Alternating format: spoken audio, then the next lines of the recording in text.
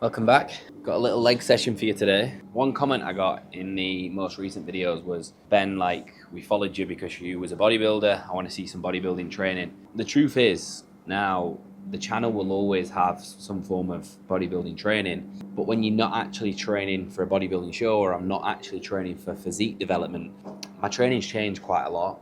So we're going to dive into that today, and I'm going to kind of give you my full split, exactly how I'm staying in shape, how I've looked like this for the last 3 to 4 months. And today we've got a nice spicy leg session for you. So you'll see how legs have changed, what I do now in terms of like isolating the muscle, how I work within a strength range rather than just a hypertrophic rep range.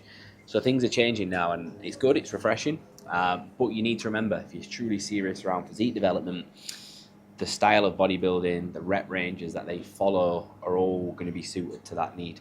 But as I said, with me prepping for a high rocks and being more functional now, it's important that I craft and tailor that to that specific needs. But I'm excited. Big leg day, some big back squats. We're going to have a little pre-workout snack and then we'll get into it. Actual reports. I continued using, people might remember, I continued using the collagen, and I've used it for 3 months now. Skin's never been better and my hair's actually really healthy. It's from Health Nag. Anyone who's looking for clear skin and healthy hair, get yourself some of that. Yeah, I've put my food up. I'll be honest, since coming off steroids, it's not been the easiest journey, mentally, physically. And I think I've been chasing like being lean all year round. And I've quickly realized like I need to get my hormones fully optimized. My hormones have bounced back, but not where I want them to be. In order to do that, what I need to do is eat more food, eat more fats. I've just gone from eating pretty much the best part of 2,500 to 2,600 now to 3,000 and doing less output. I'm still doing a lot of conditioning, but I'm just being mindful. Not every cardio session is super high intensity. And you know what? I'll look better. You'll see today I look fuller, bigger. Scale weight's pretty much stayed the same, dropped a little bit. If you aren't seeing results and you've been in a fat loss phase for a long time, increase your food. Food's not the enemy. But today we've got the old goated. We've got 2 digestives, a banana, rice cakes, banana and honey. And Chris has got what? Chicken shawarma. Hang in. The cars have leveled up. There's a few more. Sorry. My car's got the had the engine management light on it yesterday. We're going to take you to a different gym today. This is a gym that I love to go to on a weekend. If you are CrossFit, High Rock, go to the classes that these guys put on. They're the best classes in Dubai. It's called Chalk.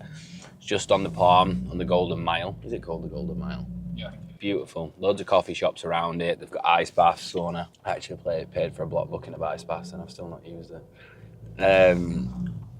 But we're going to hit a leg session here, which is going to be obviously strength focused, working within a hypertrophic rep ranges. And then obviously, I think we've got a little bit of a conditioning session after, so it's quite a big session.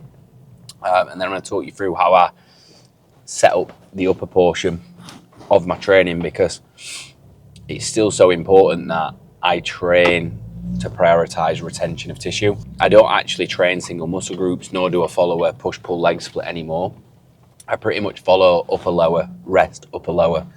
And it took me 8 months to find that balance where I was training twice a week, upper lower, felt skinny all the time. I was doing upper lower, upper, legs felt skinny. So now I feel like that blend of upper lower, rest upper lower is perfect. It's a lot of training because I do 4 conditioning sessions, 10,000 steps, but I do think that's helping me stay in condition, because the diet on a weekend could do with some cleaning up at the minute. But I'm not actually going to get in peak shape. Look at the cars here, that Merc GLE, seen that? That's on the vision board. What a whip. Look at that. That's the nicest GLE I've ever seen. What do you think about AMG GT? You know the sports car one? Which one? The really fancy sports car looking one. I'll put a picture on. Yeah, I don't know if I've seen it. Nice. Yeah, you would have seen it. But yeah, Chalk, unbelievable spot. Great for if you're moving to Dubai, getting to know people as well. The classes are super interactive and things like that. I did one and I've never returned because it was that hard, and it gave me a stress fracture. So today we're going to stick to what we know best, bodybuilding. I thought that's what you meant, AMG GT, not that. Definitely not that. Come on, my man. Quite rare. Favourite thing to do in Dubai, beep horns. Just drive down this road as if it's like my back garden. People take photos of that every day. That mosque's beautiful though, look at that. Just been built. I've still got my pictures first time walking around the marina with all the buildings. I think I have.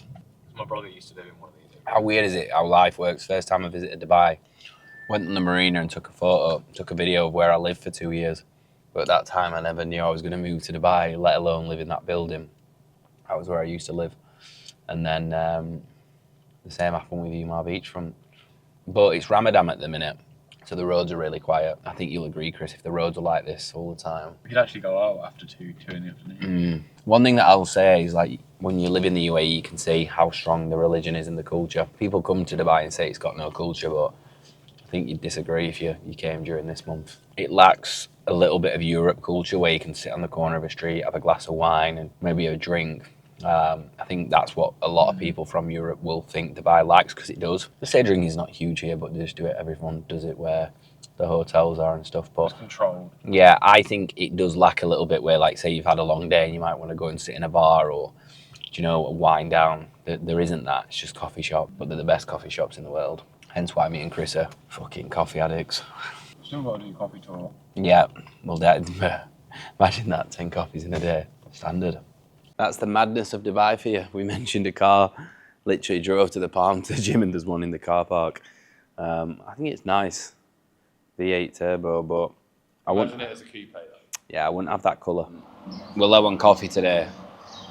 Caffeine intake at the minute with building the business is very, very high. So I'm averaging pretty much 3 to 4 coffees a day, which at the minute is the most that I've had. And in terms of like how I split that, I only have 1 coffee with milk, and this is today's. So we've gone for Cafe Batil. Anybody in Dubai, is this like a worldwide chain? Is it? Yeah, I think it's in London as well. This does the best poached avocado and toast ever, so it's lucky we're not getting one of them. But we've just gone for a skinny cappuccino today, and then we're going to eventually train at 1:30. You've got to be caffeinated before you send a big leg session, put it that way. I was just looking at these on the Palm. These apartments look nice, but I think for me in peak season, the traffic on and off the Palm would probably just be a little bit too much. I like my location now. I see myself there for another 2 years, but who knows? Might plan families. No, you don't know. In Dubai, I feel like you constantly change. I feel like as an expat, you go through what I call the Dubai phase. So we talk around physique development. I think there's a Dubai phase where over the first year, if you don't like it, you end up back in the UK. The second, I think you want to live in the marina and all the places like that. Oh, we've got a big day at pre-workout. Sign me up, boy. But I think then obviously you go through that phase of, I got sick of the marina where I was like, get me out of here, it's too busy. And every time I go back to the marina now, I'm like, yeah, this is way too busy. Umar Beachfront might be like that in a few years, we don't know. Gonna ruin my coffee with 1 sweetener, and then we've got a big juicy date. So that was the main reason I came here, to get a date for pre-workout. Looks good though. That's an extra 5 kg on the squat today. I've got 4 sets of squats, 4. Do you believe that? But we're working in ascending weight, so I'll talk about that in the session. It's quite a different leg session to what you'll have ever seen from me before. We've got barbell back squats, 12, 10, 8, 5, 3. Dumbbell Bulgarian split squats, single leg extension, GHDs, ISO leg holds, Nordic hamstring curl, and then some wall balls. When you are trying to run, when you're trying to build time on your legs, a lot of single leg work is required. And that's where I went wrong. So as you know, I've not really had much luck with running, and that was a bodybuilder inside of me thinking, well, I'm not coming in here and just literally doing everything the opposite way to what I'm used to doing in terms of progressively overloading, in terms of hitting lower reps first, then I'm going higher reps first here. And I was like, no, I'm gonna stick to what I know, it's gonna work, and it didn't. So now I stick to the plan, and let that be a lesson. When you've got a coach, follow the plan. You've invested in that coach and brought that coach in for a reason. Unless it's shit, then do your own thing. But we're just gonna get a little bit warm, open the hips up a little bit.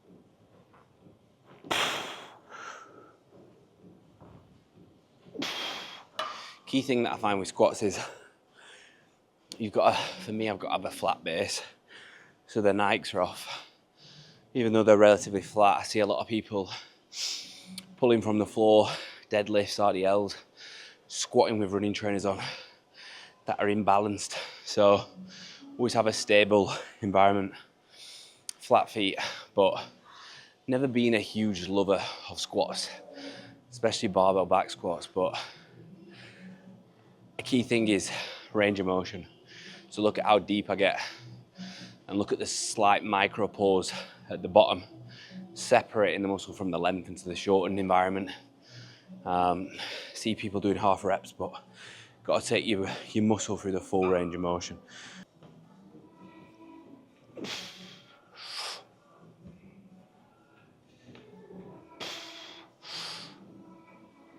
Eight reps next. I think maybe another 5. It's not fun. I think what you learn in the transition between training like a bodybuilder and training for a high rocks is I respect both. They're very different. The sessions in a high rock session are so demanding. A lot more volume and at a lot higher intensity with a lot less rest period. So in bodybuilding, you do a big set and you think, fuck it, I'll sit down for 5 minutes. There's none of that. So this is a great way to build your strength up. So if you're not training and trying to bias hypertrophy and you're trying to build strength, which is what I'm doing in my legs at the minute, and a little bit more, let's say, cadence. I'm trying to get my legs operating under a lot of load for a longer period of time because that's what high rocks is, operating on compromised legs. So we started off 1 set of 15, 1 set of 12, 1 set of 10, 1 set of 8. This is hopefully going to be 5, but over time now, I will eat to improve this. And that's the same form of progressive overload. So you're going to adapt, you're going to see the change. But if you want to get strong, this is a great way to build your confidence up. Start higher reps and work your way down. I don't know what I'm going to get here. This is what, 120 key? We'll see. I want 5.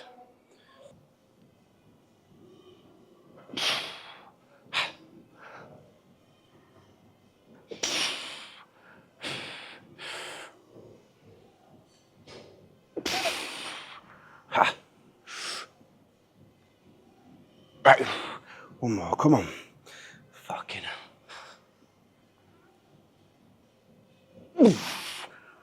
I think I could go for more, but the safety element's not there. I'm getting comfortable with these again, so I'm gonna leave that there. I'm not gonna take the set of 3 today. I could do 3 on that, but I've done 4 or 5 sets, so next movement. Got the Bulgarian split squats, hate these. But again, this comes down to a lot of the single leg work I'm doing at the minute. Doesn't matter what fashion you're doing these in. Get your balance right. Keep the eccentric nice and tight. Bodybuilding Ben Bray did 50 kg.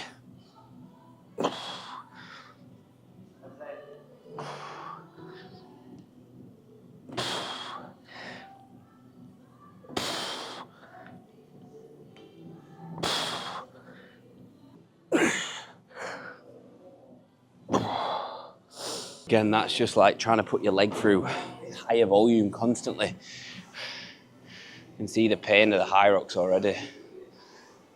How your glutes are gonna feel, your hamstrings, your heart rate, your mind. But I think that's why I do this shit, because it's like you're pushing your mind to that next step, unlocking new levels of suffering, pain, trauma. That'll just make you stronger, more resilient over time, and just build that character so that you're unstoppable, I guess. If you deep it like that. Mindset's everything when approaching any task in life, whether it's a work task, whether it's a training task, whether it's before a run, before something you may not want to do 9 times out of 10. When approaching something, if you're going in with a defeatist mindset of, I'm just going to do this set to do it, I'm just going to do this task to tick it off, the output won't be as favourable as something if you go all in, if you commit everything to it. And that's how I've always approached everything in life. But with training, that's how you're truly going to progress. With business, that's how you're truly going to progress. If it's taking up your time, use that time as efficiently as possible to commit absolutely everything to it. So we've got single leg extension, which again, I don't really enjoy too much, but needs must to strengthen. Fucking hell.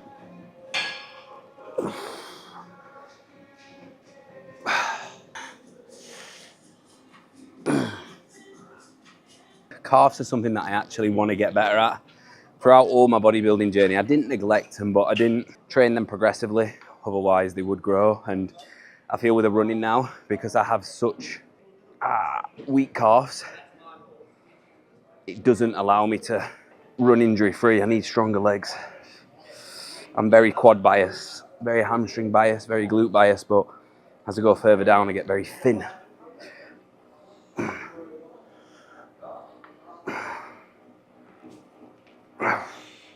So the leg days aren't as exciting as the ones were for me.